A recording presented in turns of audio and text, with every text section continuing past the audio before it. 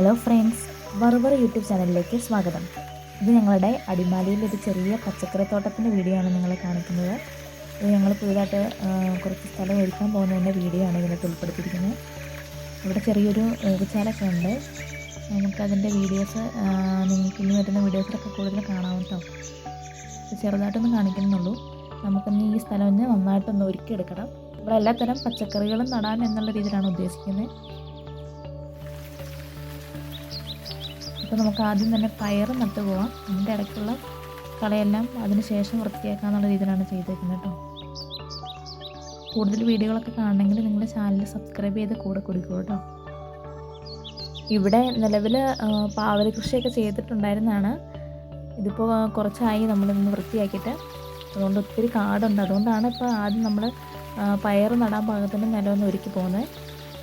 അടുത്തൊരു വീഡിയോയിൽ കാണുന്നവരെ ബൈ ബൈ.